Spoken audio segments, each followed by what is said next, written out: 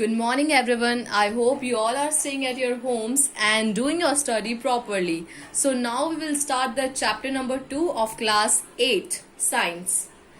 तो आज के वीडियो में हम पढ़ेंगे अबाउट माइक्रो ऑर्गेनिज्म एंड अस.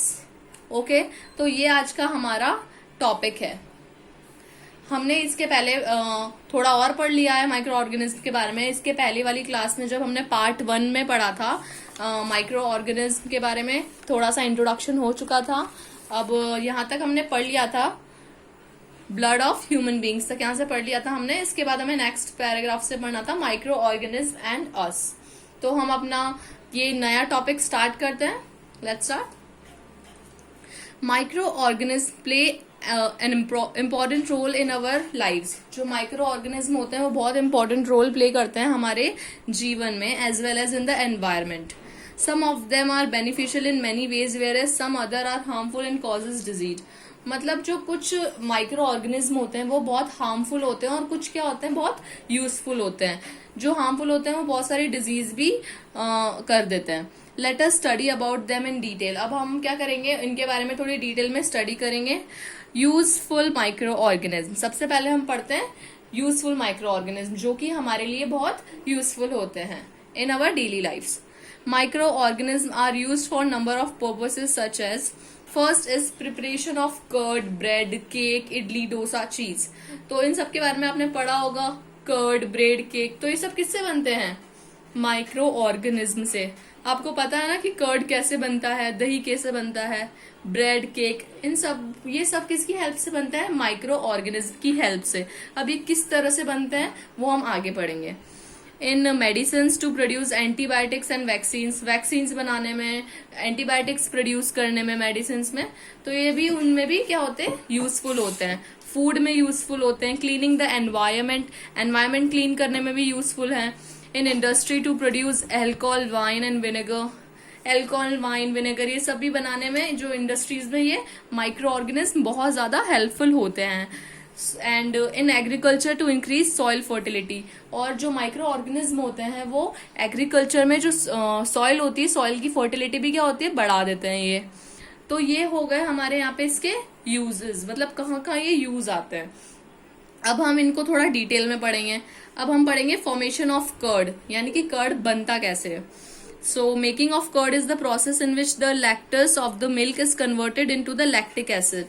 तो जो हम कर्ड बनाते हैं, यानी कि जब हम दही बनाते हैं, तो इस प्रोसेस में क्या होता है? इन दिस प्रोसेस इन विच जो लैक्टोस होता है, यानी कि जो मिल्क शुगर होती है ऑफ द मिल्क, वो किस में कन्वर्ट हो जाती है? जो मिल्क की जो शुगर होती है वो किस में कन्वर्ट हो जाती है? लैक्टिक एसिड में कन्वर्ट हो जाती है by the action of certain bacteria. कुछ बैक्टीरियाज के एक्शन से वो किस में कन्वर्ट हो जाती है? लैक्टिक एसिड में. और उस बैक्टीरिया को हम ये भी बोलते हैं lactobacillus.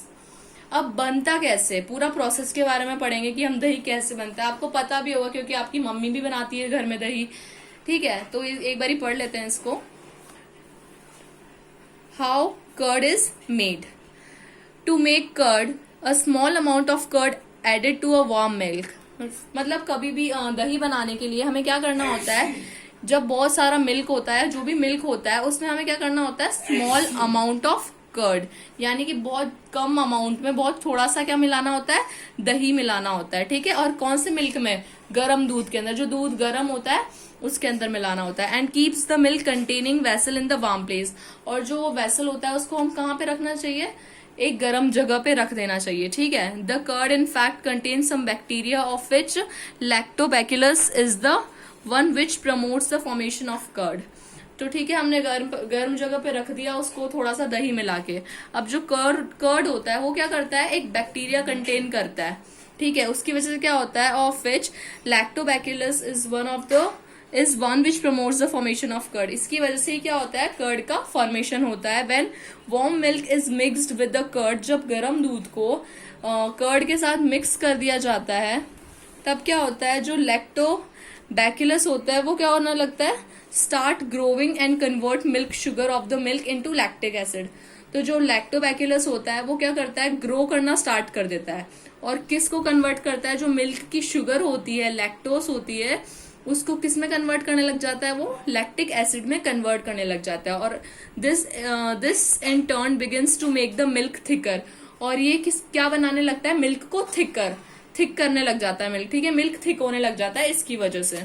Finally curd is made, और क्या बन जाता है, वो दही बन जाता है। जो दूध होता है वो क्या हो जाता है, दही में कन्वर्ट हो जाता है through this process. Once the curd is made, एक बार जब कर्ड मतलब जो दही बन जाता है, it is transfer to a cooler place, फिर हम उसको कहाँ रख देते हैं, किसी ठंडी जगह पर रख देते हैं या फिर फ्रिज में रख देते हैं। This is done in order to reduce further growth of bacteria. ये किस वजह से रखते हैं, ताकि जो वो बैक्टीरिया उसकी ग्रोथ और ज्यादा नहीं हो, वो रुक जाए, ठीक है, और जो वो दही है वो दही बना रहे। Otherwise the bacteria would make it sour by excessive production of lactic acid. Otherwise क्या होएगा, जो बैक्टीरिया होगा वो ग्रो करता जाएगा, और जो दही है वो बहुत खट्टा हो जाएगा, ठीक है, बहुत ज्यादा खट्टा हो जाएगा, और लैक्टिक एसिड का प्रोडक्शन होता रहेगा। इस चक्कर में हम क्या करते हैं, जब दही बन जाता है उसको एक कूलर प्लेस में रखना बहुत जरूरी हो जाता है, यानी कि फ्रिज में हम लोग रख देते हैं एक बार दही बन जाने के बाद में, ठीक है। अब यहाँ पे आपको 6 एक्टिविटी और 7 दी हुई है, ये आपको घर से ट्राई करनी है if you want. Okay, so increasing soil fertility, हमारा नेक्स्ट टॉपिक है increasing soil fertility. Soil fertility, all the plants and animals need nitrogen. कोई भी प्लांट्स या फिर जो एनिमल्स होते हैं उनको किसकी जरूरत होती है, नाइट्रोजन की। The gas that makes up 78% of the air, वो जो नाइट्रोजन है वो कैसी गैस है, 98% गैस प्रेजेंट, जो हमारे एनवायरमेंट में 98% क्या है, नाइट्रोजन है। Some bacteria and blue-green algae are the only organisms that can take nitrogen from the air. तो कुछ बैक्टीरिया, ब्लू ग्रीन एल्गे और भी कोई अदर ऑर्गेनिज्म है जो क्या करते हैं, एयर के थ्रू नाइट्रोजन को लेते हैं। These microbes are called biological nitrogen fixers. इनको हम क्या कहते हैं, माइक्रोब्स को, ये क्या होते हैं, एक तरह के माइक्रोब्स होते हैं, उनको हम बोलते हैं biological nitrogen fixers. Convert the elemental nitrogen two compounds of nitrogen. तो ये क्या करते हैं, जो एलिमेंटल नाइट्रोजन होती है, यानी कि जो हमारे एनवायरमेंट में नाइट्रोजन प्रेजेंट होती है, उनको क्या बना देते हैं, नाइट्रोजन के कंपाउंड्स में कन्वर्ट कर देती है, which can be absorb by plant roots. और जो नाइट्रोजन के कंपाउंड्स होते हैं वो प्लांट क्या कर लेते हैं, जो प्लांट की रूट्स होती हैं वो एब्जॉर्ब कर लेती हैं फ्रॉम द सॉइल के through. In this manner soil is enriched with nitrogen compounds and it's fertility is increased. तो इसकी वजह से क्या होता है, जब वो नाइट्रोजन के कंपाउंड्स को अब्जॉर्ब कर लेती है तो उसमें क्या होता है, वो इनरिच्ड हो जाते हैं विद नाइट्रोजन कंपाउंड्स, यानी कि नाइट्रोजन कंपाउंड्स उनको मिल जाते हैं, तो उनकी जो सॉइल की फर्टिलिटी है वो क्या हो जाती है, इंक्रीज्ड हो जाती है, ठीक है। तो ये हो गया increase the fertility of soil, ठीक है। तो अभी ये जो प्रोसेस होता है वो एक तरह से, अब नाइट्रोजन फिक्सेशन का जो प्रोसेस होता है उनको एक बार देख लेते हैं।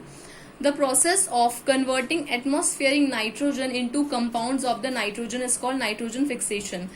तो जो ये प्रोसेस होता है कन्वर्टिंग एटमॉस्फेरिक नाइट्रोजन, यानी कि जो नाइट्रोजन एटमॉस्फेयर में प्रेजेंट है उनको कंपाउंड्स में कन्वर्ट करने का जो प्रोसेस होता है, कंपाउंड्स ऑफ किसके कंपाउंड्स, नाइट्रोजन के कंपाउंड्स में कन्वर्ट करने का जो प्रोसेस होता है उसी को हम क्या बोलते हैं, नाइट्रोजन फिक्सेशन। बहुत छोटी सी डेफिनेशन लेकिन बहुत ज्यादा इंपॉर्टेंट है। Some plants have nodules in their roots. कुछ प्लांट्स जो होते हैं वो क्या करते हैं, उनके जो रूट्स में क्या होते हैं, नोड्यूल्स होते हैं in their roots in which the bacteria grow. जहां पे क्या करते हैं, नोड्यूल्स क्या होते हैं, जहां पे बैक्टीरिया ग्रो करते हैं, ठीक है। They convert the nitrogen of air into compounds. तो वो क्या कन्वर्ट करते हैं, जो नाइट्रोजन होती है एयर में, नाइट्रोजन प्रेजेंट होती है ना, वो नोड्यूल्स क्या करते हैं, जैसे हमारी एयर है, ठीक है, उसमें नाइट्रोजन प्रेजेंट है, तो उसको किस में कन्वर्ट कर देंगे, कंपाउंड्स ऑफ नाइट्रोजन में, सच एज नाइट्रेट्स। तो नाइट्रेट्स भी क्या है, एक तरह का नाइट्रोजन का कंपाउंड है, उसमें कन्वर्ट कर लेते हैं। Which are useful for growth of plant, जो क्या होता है, प्लांट की ग्रोथ के लिए बहुत ज्यादा यूजफुल होता है। The nitrogen fixing bacteria are natural fertilisers of the soil. अब जो ये नाइट्रोजन फिक्सिंग जो बैक्टीरियाज होते हैं वो क्या होते हैं, नेचुरल फर्टिलाइजर्स होते हैं ऑफ द सॉइल, ठीक है। यानी कि हमें कुछ भी नहीं करना पड़ता है, अपने आप ये सब क्या है, एनवायरमेंटल का प्रोसेस होता है, एनवायरमेंट का, हमें कुछ भी नहीं करना पड़ता है। तो इसको हम क्या बोलते हैं, एक तरह का द नाइट्रोजन फिक्सिंग बैक्टीरिया और द नेचुरल फर्टिलाइजर्स कहते हैं हम इनको। of the soil, and because of their ability of fixing atmospheric nitrogen, जो इनकी एबिलिटी है उसकी वजह से क्या होता है, the leguminous plants are commonly used in crop rotation. तो जो लेगमिनियस प्लांट्स होते हैं वो क्रॉप रोटेशन के लिए यूज किए जाते हैं. The bacterium rhizobiums lives in the roots of nodules. जो राइजोबियम एक तरह का बैक्टीरिया होता है वो कहाँ रहता है, नोड्यूल्स के अंदर, रूट्स के नोड्यूल्स के अंदर. This relationship between roots of plants such as peas, beans and the bacteria is a symbiotic. तो जो ये क्या है, एक तरह का रिलेशनशिप है किसके बीच का, रूट्स का, प्लांट्स का, पीस का, बीन्स का एंड द बैक्टीरिया. इसको हम क्या बोलते हैं, इज अ सिम्बायोटिक वन. ठीक है, ये हमारा टॉपिक हो गया नाइट्रोजन फिक्सेशन. आपको समझ में आ गया होगा कि नाइट्रोजन फिक्सेशन का क्या प्रोसेस होता है, कैसे एटमॉस्फेरिक नाइट्रोजन को कन्वर्ट करते हैं हम कंपाउंड्स ऑफ नाइट्रोजन में, और ये सॉइल के लिए किस तरह से, जो सॉइल की फर्टिलिटी है किस तरह से यूज में आते हैं. ठीक है, तो ये हो गया हमारा नाइट्रोजन फिक्सेशन. इसके ऊपर जरूर आपका क्वेश्चन बनेगा एक. और अब हम नेक्स्ट टॉपिक पे आते हैं, production of alcohol, wine and vinegar. Alcohol, wine और विनेगर का प्रोडक्शन किससे, माइक्रो ऑर्गेनिज्म के through. Micro organism are use for the large scale production of alcohol. जो माइक्रो ऑर्गेनिज्म होते हैं वो बहुत लार्ज स्केल प्रोडक्शन में यूज आते हैं एल्कोहल के. मतलब एल्कोहल का बहुत लार्ज प्रोडक्शन होता है.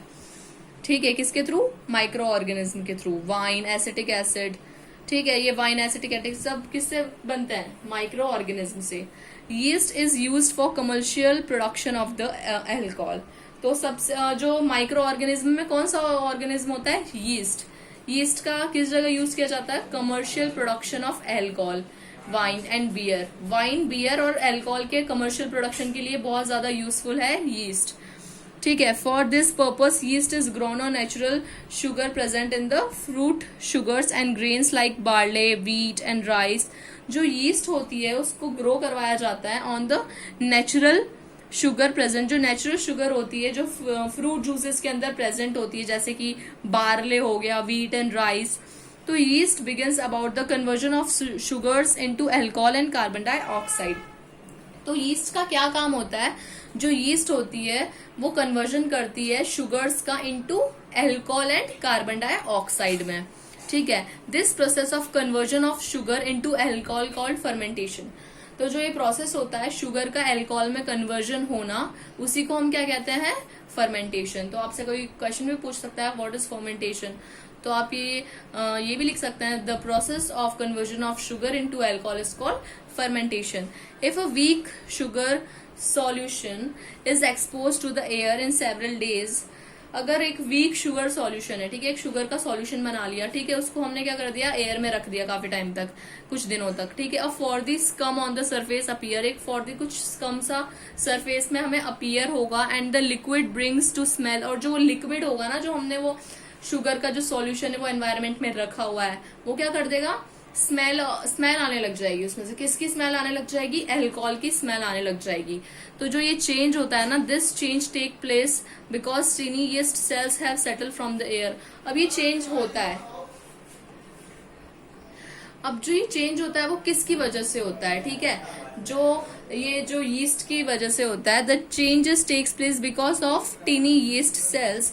जो टीनी यीस्ट सेल्स होते हैं, यीस्ट होता है उसमें क्या होता है, उसके जो छोटे छोटे सेल्स होते हैं वो क्या हो जाते हैं, सेटल्ड हो जाते हैं from the air into the liquid. Air से कहाँ होते हैं, लिक्विड में आके सेटल हो जाते हैं, यानी कि जो शुगर सॉल्यूशन है उसमें आके सेटल डाउन हो जाते हैं एंड हैव ग्रोन, और ग्रोन करने लग जाते हैं. ठीक है, अब जो man has used this observation to make alcoholic beverages.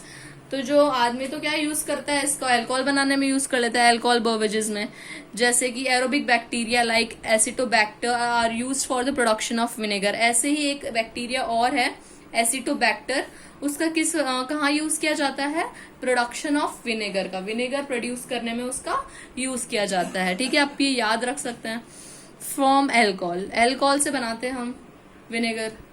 The fungus Aspergillus is used for producing large quantities of citric acid which is used in soft drink industries. अब ऐसे ही एक फंगस का नाम है एस्परगिलस, ये आपको याद रखना है, बार बार आ रहा है आपके चैप्टर में, तो आप इसको याद ही कर लीजिए स्पेलिंग सहित. The Aspergillus is used for producing. जो ये एस्परगिलस है वो जो सिट्रिक एसिड होता है उसको बनाने के काम में आता है. ठीक है, लार्ज क्वांटिटी में, जो कि कहाँ यूज आता है citric acid, alcohol sorry soft drink industries, यानी कि जो सॉफ्ट ड्रिंक्स बनती है, जो आप खुद भी पीते हैं, सॉफ्ट ड्रिंक्स होती है बहुत सारी मार्केट में मिलती हैं, ठीक है, तो उनको बनाने में काम में आता है। प्रोडक्शन ऑफ एंटीबायोटिक्स, अब ये हो गए यहाँ पे हमने पहले तो कुछ यीस्ट, एसिटोबैक्टीरिया, कुछ बैक्टीरिया इनके नाम ले लिए हमने और इनके बारे में पता कर लिया कि ये कैसे क्या क्या होता है, इनसे क्या क्या बनता है, ठीक है। तो ये अभी हमने अल्कोहल, वाइन और विनेगर का प्रोडक्शन देखा कि अल्कोहल कैसे बनता है, वाइन और विनेगर कैसे बनता है, ठीक है। इस पे क्वेश्चन भी बन सकता है बहुत इजीली, तो ये वाला पैरा आप बहुत अच्छे से पढ़िएगा। अब पढ़ते हैं हम प्रोडक्शन ऑफ एंटीबायोटिक्स। एंटीबायोटिक्स का कैसे प्रोडक्शन होता है ये हम देखेंगे।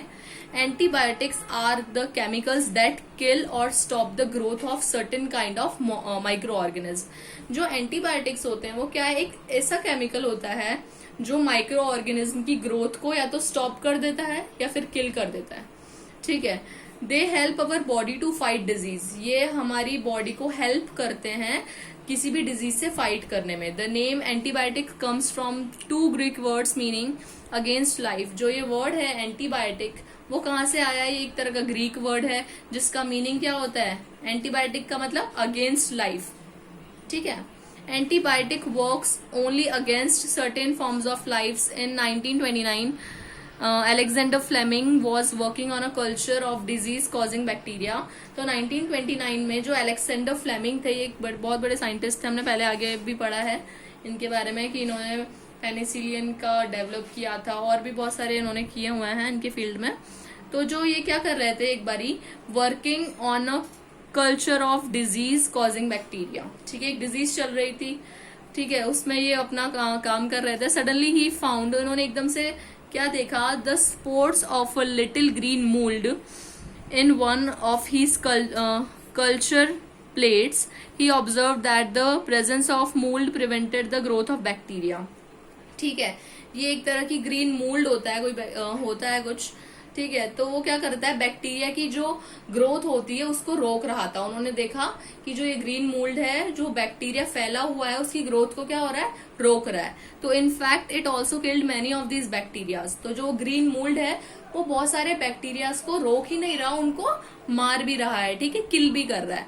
तो from this the antibiotic penicillin was prepare. तो यहाँ से जो एंटीबायोटिक पेनिसिलिन है वो प्रिपेयर हुई, ठीक है। तो soon after antibiotics were isolated from either bacteria और फंजाई। तो अब जो एंटीबायोटिक्स है उसको क्या करने लगे, आइसोलेट करने लगे आइदर बैक्टीरिया और फंजाई। अब यहाँ पे क्या दिया हुआ है, streptomycin, erythromycin and tetracycline are some of the commonly known antibiotics. ये क्या है, कुछ एंटीबायोटिक्स, कॉमनली जो एंटीबायोटिक होते हैं उनके नाम दिए हुए हैं आपको। Which are made from the fungi, जो कि फंजाई से बनती है, एंड द बैक्टीरिया से बनती है, ठीक है। फंजाई और बैक्टीरिया से बनने वाले यहाँ पे कुछ आपको एंटीबायोटिक्स के नेम्स दिए हुए हैं, ठीक है। Antibiotics are used to cure a variety of disease in humans, plants and animals. बेटा जो एंटीबायोटिक्स होती है ना, वो क्या करती है, यूज्ड अ क्योर, यानी कि जो हमारी बॉडी में बहुत सारी बीमारियां फैली हुई होती है, ह्यूमंस के अंदर, ह्यूमंस की बात कर लो या प्लांट्स के अंदर या फिर किसी भी एनिमल की कोई बीमारी हो जाती है, ठीक है। अब उस बीमारी को रोकने के लिए क्या चाहिए होती है, उसकी एंटीबायोटिक चाहिए होती है, ठीक है। तो उसकी हेल्प से क्या हो जाती है, वो बीमारी रुक जाती है, ठीक है, या खत्म हो जाती है। तो ये काम आता है एंटीबायोटिक, इसके काम में आता है। Precautions to be taken while using antibiotics. तो कुछ प्रिकॉशंस हमें लेनी पड़ती है एंटीबायोटिक्स का यूज करने के लिए। तो सबसे पहले should be taken only on the advice of qualified doctor. अगर आप कोई भी एंटीबायोटिक ले रहे हैं तो वो किसकी एडवाइस के थ्रू लें, आप कोई क्वालिफाइड डॉक्टर की एडवाइस के थ्रू ही लें। किसी ने कह दिया कि नहीं आप ले लीजिए, ये आपको बीमारी है तो आप इससे ठीक हो जाएंगे, तो आप ऐसा बिल्कुल नहीं करिए, क्योंकि आपको ठीक होने के बजाय आप उल्टा बीमार भी और भी पड़ सकते हैं। Must complete the entire course as prescribed by the doctor. तो अगर डॉक्टर ने जितनी गोली दवाई आपको लिखी हुई है तो आप उतना ही पूरा कोर्स लीजिए, ना तो कम लीजिए ना ज्यादा लीजिए, ठीक है। Excess dose must not be taken. ज्यादा डोज लेना भी नहीं है। अगर आप ज्यादा डोज लेंगे अगर उसी मेडिसिन का, तो क्या होगा, आपको और बीमार कर सकती है वो चीज, ठीक है। तो अब ये था, यहाँ पे था प्रोडक्शन ऑफ एंटीबायोटिक्स की, एंटीबायोटिक्स का प्रोडक्शन कैसे होता है, ये क्या होती है, हमने उनके बारे में थोड़ा पढ़ा, और एंटीबायोटिक्स को यूज कैसे करते हैं वो भी पढ़ा। अब ये हो गई बात एंटीबायोटिक्स की। अब हम पढ़ेंगे अबाउट वैक्सीन्स। वैक्सीन क्या होती है? In your childhood, you would have been given injections or drops to protect your body from several diseases. तो बचपन में आपने देखा होगा, आपको बहुत सारे इंजेक्शंस लगते थे, ड्रॉप्स पिलाई जाती थी बचपन में, पोलियो वोलियो की दवाइयां पिलाते थे ना। तो ये किस वजह से पिलाते थे? Protect your body from the several disease. बहुत सारी डिजीजेस होती हैं, तो उनसे आपको प्रोटेक्ट करने के लिए वो आपको दिया जाता था। Your parents would tell you that you were protected against disease and given specific vaccine following schedule as given below. ठीक है, तो ये आपके पेरेंट्स भी आपको कहते होंगे कि जो ये आप ये वाली दवाई पी लो, ये तो आपको क्या होगा, बीमार नहीं पड़ोगे इससे। ठीक है, तो यहाँ पे आपको कुछ एज बताई हुई है और कुछ वैक्सीन्स बताई हुई है। तो ऐसे हैं ये इस तरह से कि आपको हमेशा लेनी ही होती है। यानी कि जैसे बचपन में बहुत सारे बच्चों की टीका लगता है ना, इसका टीका उसका टीका, ठीक है, तो वो एक तरह की वैक्सीन ही होती है। जैसे 8 से 9 मंथ में कुछ यहाँ पे दी हुई है हमें वैक्सीन, जैसे कि पोलियो, बीसीजी, डीपीटी। ठीक है, इनको ये पोलियो तो किस वजह से लगता है? For protection against polio. Polio एक बीमारी होती है, उसके प्रोटेक्शन के अगेंस्ट लगता है ये टीका। ठीक है, BCG for protection against tuberculosis. ये कुछ बीमारी है, उनकी हमने एंटीबायोटिक तैयार की हुई है पहले से, और वो अगर आपको बॉडी में चली गई तो आपको वो बीमारी नहीं होगी, इसलिए आपको ये वैक्सीन दे दी जाती है पहले से ही। ठीक है, डीपीटी का लगता है फॉर प्रोटेक्शन अगेंस्ट डायथीरिया। ठीक है, कफ, टेंटेनस। तो ये कुछ बीमारियां हैं, ये आपको ना हो तो इनकी वैक्सीन आपको पहले से ही दे दी जाती है। अब ऐसे ही 9 से 12 मंथ के बीच में लगता है एमएमआर का। ठीक है, ऐसे ही यहाँ पे 18 से 24 मंथ्स, ये सब आपको वैक्सीन दी हुई है, एक बार आप पढ़ लीजिएगा। ठीक है, तो later on you were given vaccines for typhoid, tuberculosis. You might have also heard about pulse, polio के बारे में सुना होगा, program of protecting child against polio. ठीक है, आपने भी पोलियो की दवाई पी होगी आपके स्कूल में, through newspaper, on television. Polio vaccine called oral polio vaccine OPV is given to children orally at the age of 1, 5 to 3, 5। ठीक है, ये तो आपको बिल्कुल सबको पता ही होगा। तो आज हमने पढ़ लिया वैक्सीन के बारे में। आज इस वीडियो में हम इतना ही पढ़ेंगे, नेक्स्ट वीडियो में कवर करेंगे। तब तक के लिए goodbye, thank you, good luck.